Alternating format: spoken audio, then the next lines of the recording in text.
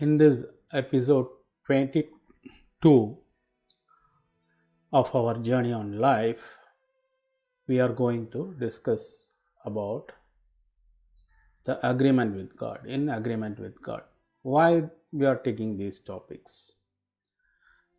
Though we are looking at spirituality, we have already seen some basic things which are interfering or essential for our life. This we have seen in the last 20 topics. In future also we will be seeing. But religion also affects our life considerably. So we are going to look into religion, not from the point of view of an expert. I am not an expert. You may or may not be an expert in religion, but we are not going to into the depth of religion, but see what certain things are told in religion. We will be looking into certain aspects of religion to understand basically what it means to be religious, or what religion means, what it means by God. So we will be looking into it as a enthusiast, as a knower of a person who wants to understand life. So we will be looking into this. So in this topic we will look into an agreement with God.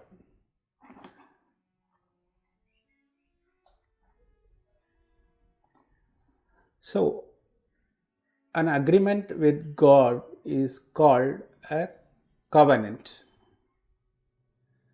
Covenant, how do you define a covenant?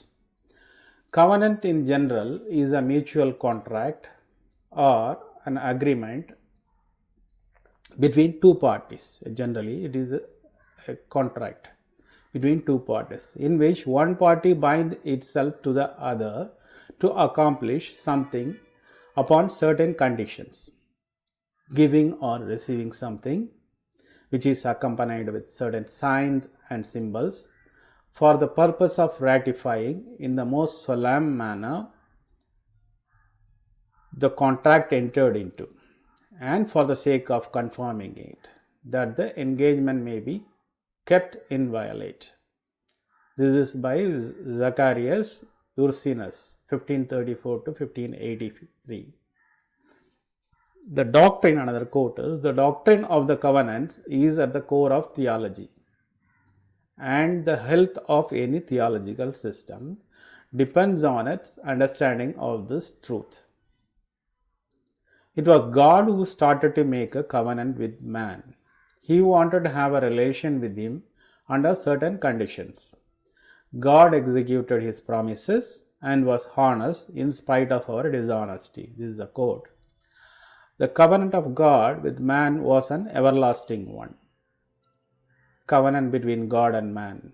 A covenant denotes the agreement of God with man by which God promises his goods and especially eternal life to him, and by man in turn duty and worship are engaged. This is called two-sided and mutual because it consists of a mutual obligation of the contracting parties, a promise on the part of the God, and stipulation on the condition on the part of man. This is by Francis Turretin, 1623 to 1687. God's covenants are permanent. When God makes a covenant, it is here to stay.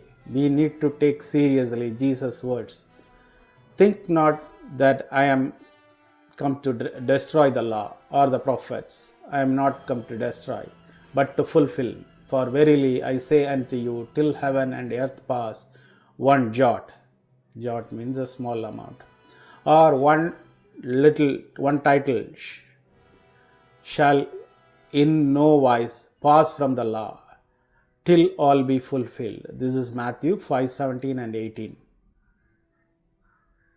Mostly I have taken Christian theology, some other religious covenants also we will see. Mostly I have taken Christian theology because there the covenant is explicitly stated, and in others it may be explicit somewhere or it may not be. But it is there with all religions. You are in agreement with God.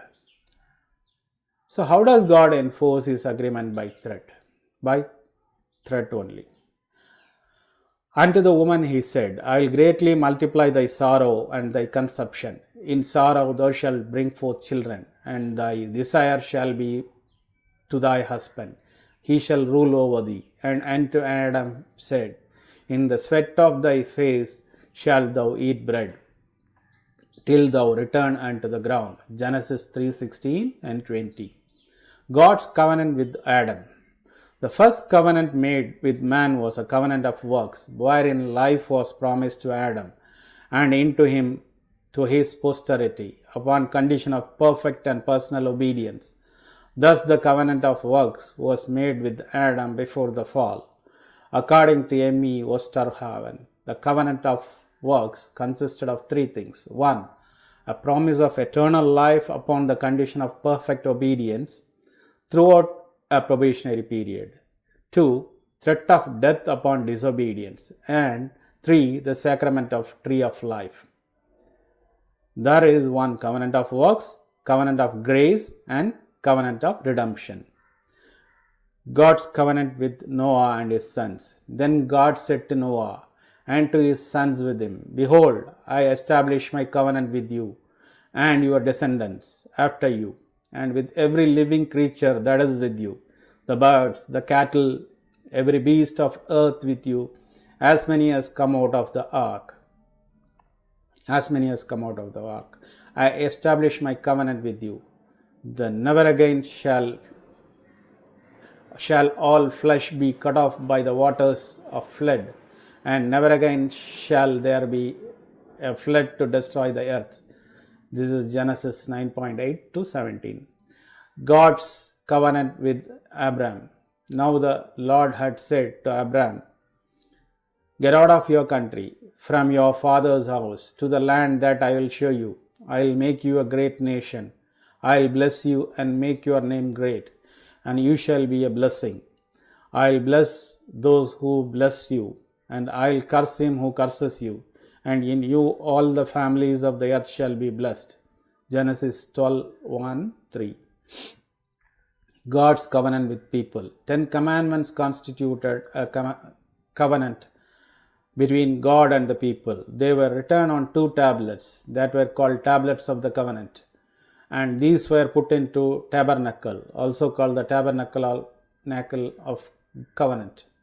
The tabernacle of the covenant was a symbol for the presence of God with his people.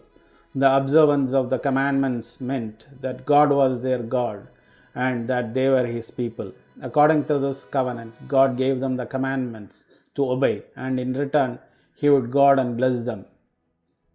In Holy Quran, Surah 2, Al-Baqarah, 2.27, those who break Allah's covenant after ratifying it and sever what Allah has ordered to be joined and to do mischief on the earth, it is they who are the losers. 2.4 of the same chapter. O children of Israel, remembrance of my favor which I bestowed upon you, and fulfill your obligations to me, my covenant with you, so that I fulfill my obligations to you, your covenant with me, and fear none but me. Surah 3, Al-Imran 3.77. Verily, those who purchase small gain at the cost of Allah's covenant and their oaths, they shall have no portion hereafter, paradise, within brackets. Neither will Allah speak to them, nor look at them on the day of resurrection, nor will he purify them, and they shall have a painful torment. That is, if you disoblige, you will have a painful torment. 3.112. Indignity is put over them, whoever they may be, except when under a covenant of protection from Allah, and from the men they have drawn on them the wrath of Allah, and destruction is put over them. This is because they disbelieved in the ayat, which is proofs and evidences, verses, lessons, signs, revelations, etc. of Allah, kill the prophets without right. This is because they disobeyed Allah and used to transgress beyond bounds in Allah's disobedience and crimes and sins. In Bhagavad Gita, it is not so explicit, but still, text 31 of Bhagavad Gita, those persons who execute their duties according to my injunctions and who follow this teaching faithfully without envy become free of the bondage of furtive actions. Text 29. I envy no one, nor am I partial to anyone. I am equal to all. But whoever renders disservice unto me in devotion is a friend. He is in me, and I am also a friend in him. Text 24. One should therefore understand what is duty and what is not duty by the regulations of the scriptures. Knowing such rules and regulations, one should act that he may gradually be elevated. Though here we have taken Christian theology mainly, but some verses from Quran and Gita also we are referred. So there is God on the one side and the human being on the other side, and there is an agreement or a contract or a covenant between these two parties. Work involved in disobeying the God's laws, commandments, instruction, etc. If you are obeying that, then you are taken to heaven. Reward is, or the payment is heaven. That is what religion tells us, which equates to pleasure, peace and protection. And the penalty or punishment is hell. Religions tell you will go to hell, which is a punishment, because in hell means pain, abandonment and violence. And so who is this God? We know we are human beings, we are here, and who is this God with whom we have a contract? According to religion, we have a contract with God. So what is this covenant we have seen? So who is this God? This we will see in the following chapters and in our discussions. I am giving the reference in the end for my quotes.